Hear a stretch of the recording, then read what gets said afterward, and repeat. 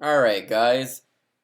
I got to see what was probably my most anticipated movie of the year. If you guys saw a video back in 2020, I was talking about my most anticipated movies of 2021. And then, unfortunately, the movie got delayed until just now. Guys, I finally got to see Jackass 4. Jackass Forever. Premise of a Jackass movie, in case you guys don't know, it's basically a movie where people get injured, and it's a series of sketches. Where to start with this one? How do you review a Jackass movie? Let's first talk about why Jackass works. And of course it works because anytime someone gets kicked in the balls, it's gonna be funny. But I feel like Jackass, the crew, they add a bit more to that. There's something a bit more clever than just a couple of guys getting kicked in the nuts. I would argue that the TV show, and maybe to a certain extent the first movie, was kind of just a couple of guys dicking around in their backyard hitting each other in the balls. But then Jackass number 2 kind of upped everything to a new level. And then Jackass 3 was a little more tame than Jackass 2, but definitely more cinematic. So it's almost like this group of guys, they started off doing these stunts in their backyards. If you watch the television show, there's that famous sketch of Johnny Knoxville jumping the river, which is like just some fucking sewage. Uh, it goes from that to Jackass the movie. It's the first motion picture. They up the antics a bit more because they're trying to put themselves on the map. Then Jackass number 2 was like them in their heyday, at their craziest. Fucking Steve-O was in his addiction phase at the time. And then Jackass 3 was them with a big budget. And what Jackass 4 is kind of these guys dealing with their age. We're a bit older now, we're a bit more seasoned, we don't want to be here, but it feels good to be with old friends. And that's what I like about the Jackass movies. The kind of feel of the Jackass movies kind of evolves with the crew. And I think that's one of the reasons why Bam Margera's firing was ultimately merited, is because he would have kind of fit in a different time of Jackass. It's almost like Bam was stuck in Jackass number 2 while all these guys are in Jackass 4. Not discrediting or not putting shame on Bam Margera. He has a drug addiction and he should deal with that. But I'm just saying, for the feel of the movie, looking at this through a film lens, it kind of made sense that these guys were like, okay, Bam, we love you, but we have to make you sit this one out. So is this the most crazy Jackass movie? Absolutely not. There's not as many bulls, but what you get here is Johnny Knoxville. I think in Jackass 3, Johnny Knoxville must have had 3 or 4 sketches with bulls, and now in Jackass Forever, there's one sketch with a bull, and it kicks his fucking ass. And we see him out of the hospital, barely able to speak, and it adds like a different flavor of Jackass. It almost made me question, do I, why do I, it made me feel bad as an audience member. I like Jackass, but fuck, this whole time I've been putting these poor boys through the ringer. That said, that flavor of Jackass, that new theme that's brought to the table, is still fucking funny. This is gut-bustingly funny. I loved this movie. And to all those people who say the jokes or the stunts aren't as extreme as they used to be, yeah, no shit. These guys are 50. But that charm is still there, and what works about Jackass, and the reason why I don't like it when people say it's just a bunch of guys who get kicks in the nuts, it's more than that to me because it's a masterclass in comedy. You can say that this Three Stooges is just a bunch of guys poking each other in the eyes and slapping each other across the face, but it's more than that. It's about how they set it up and how they pay it off. I'm going to use the mime skit as an example. So you saw in the trailer, there's a part where Steve-O and the 2 newcomers, Poopies and Rachel, they're all disguised as mimes. And I like it when Jackass commits to the sketch. All these 3 guys are, and girl, sorry, these 2 guys and this girl are dressed as mimes. And the whole idea of the sketch is you can't make a sound. And they really commit to it all the way down to its directing, where they're playing like little French music, and Steve-O and Poopies and Rachel are getting a little funny in front of the camera, doing some funny miming shit, despite them getting injured. And that's what makes Jackass work. How much they commit to the joke, and their chemistry. And the chemistry is still present.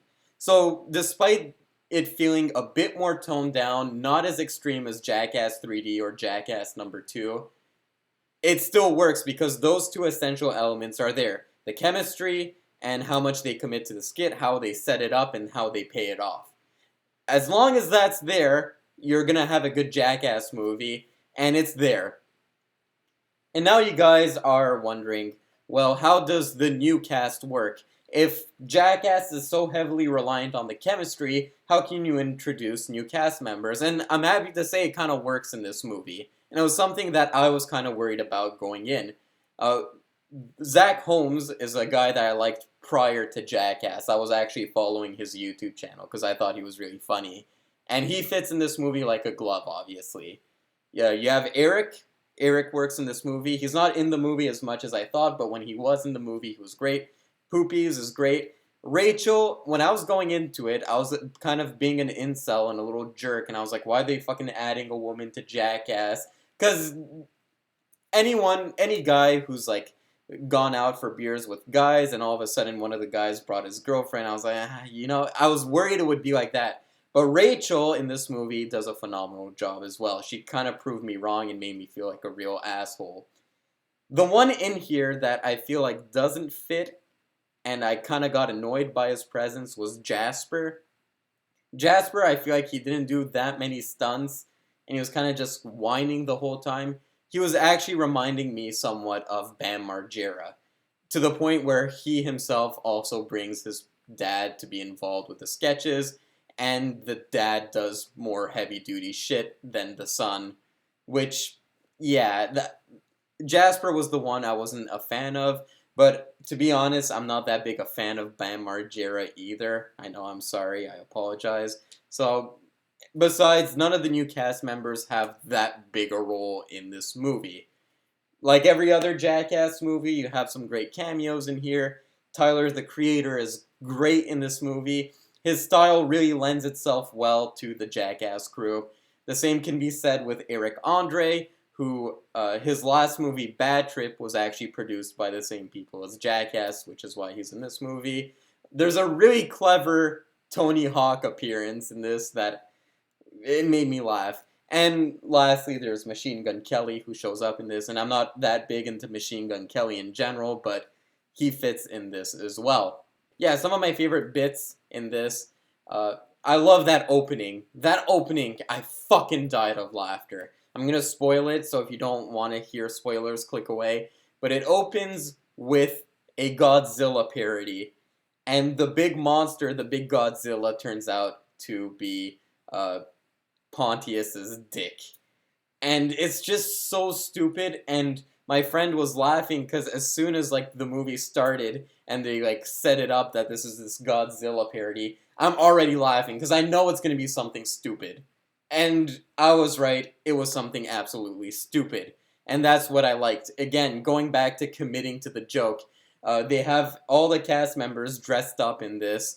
They have the title cards that are written in Japanese, Johnny Knoxville, and then the Japanese. It was, and there's like almost like a love for that kind of movie in that opening, and the same can be said about all of their sketches. What they're kind of parodying, there's like some bit of love of that thing they're parodying. There's a bit in here that's Silence of the Lambs, and you can kind of tell these guys are a fan of horror movies. There's another bit in here where it's kind of like some play on like an old-timey horror movie. These guys really have a love of what they're parodying. Going into this, another thing I was skeptical about was that it wouldn't feel like the other Jackass movies. Yes, I was expecting the stunts to be cranked down just a little bit to adapt to these people's age, but I was worried that it would become a little more scared of this political climate, most notably when it comes to its homoerotic humor and its dicks. When Jackass started, there was a lot of homoerotic humor, and the reason behind this is what I think adds to the chemistry. These guys are so comfortable around each other, they don't mind getting naked in front of each other just to make the joke funnier. And the fact that they're naked always kind of makes the sketch kind of funnier. And I was worried that that would kind of get lost in today's political climate where you have all of these guys kind of acting quote unquote gay, and I was scared that some people would take it out of context and think that these guys are making fun of gay people. So I was worried it wouldn't go as homoerotic as the previous three films.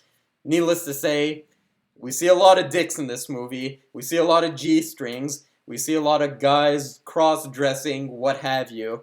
So that's still present in this movie. And I keep saying that this movie has a more cranked down vibe. That's not to say that there's not any crazy stunts. There's some really good stunts in this. The one that got me like really on the edge of my seat was one involving Danger Aaron, where he gets a slap shot to the nuts. And as a Canadian who grew up kind of playing hockey, yeah, that doesn't feel good. And they do this cup shot testing where they put it through different tests. That was the one that really irked me. That was the one that really put me on the edge of my seat. Yeah. And the one thing that had me laugh fucking hard as well was Preston shitting himself. He's holding his ass, and he's like, I just took a shit! I shit my pants! I shit my pants! I shit my fucking pants! That had me dying. Now, the one thing I will say that this movie could have improved upon was its ending. It kind of ended with a dud. If you look back to Jackass number 2, Jackass number 2 finished with that beautiful musical number where everyone's getting injured, and then Jackass number 3 ends with that slow-mo shot kind of bragging about its 3D, and then Jackass Forever kind of ends with this weird, I don't know what.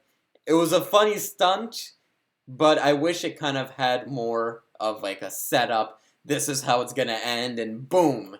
Instead, they kind of like did something involving vomit, and then all of a sudden it turned into a parody of Apocalypse Now, where Johnny Knoxville was dressed as Robert Duvall's character. It kind of felt a little all over the place, and for an ending, I wanted it to feel more weight. It kind of ended, and my theater kind of didn't expect it to end. So that's the one criticism I have with the film. The rest, guys, you can't go wrong with a Jackass movie. These guys prove it once again that these guys are... In this kind of climate where, like, I feel like it's not even political climate, it's just, like, our lives. Like, my friend, I went to see this with him, and he's a little stressed over an important interview he has to go through. I have things that I'm stressed about in my life, and I'm pretty sure that everyone in that theater had somewhat of a baseline stress. And to hear that audience laugh, it kind of made me forget about life in a really positive way.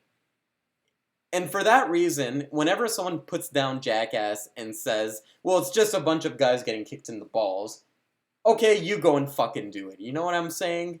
So, guys, if you need that stress relief, the same way I got the stress relief from this movie, go see Jackass for Jackass Forever. And on that note, guys, take care. Oh, yeah, I just want to say one more thing. I've been really busy with something in my life, which is why the videos have been lacking a bit, and I know I keep saying that, but I try to put random content. Like, I don't do as much new content. I'll try to reformulate content, but I want to go back to making some more new stuff, and I'll make videos like these where it's just me rambling about a new movie. It's just like this last week was a little hectic. I'm in the last few weeks of my pharmacy program, and this is my last week. So after that, I'll have a lot more time on my hands, a lot more time to watch movies, which is kind of the thing that is the most time-consuming about making YouTube videos, is just watching the movies. Like, I want to do something involving the Golden Girls, and I have to watch a ton of fucking Golden Girls in order to do it, so yeah. I'm preparing something for you guys, but hopefully you'll like it. Guys, stick around. If you haven't subscribed to the channel, I suggest you do so for more videos like these. See ya.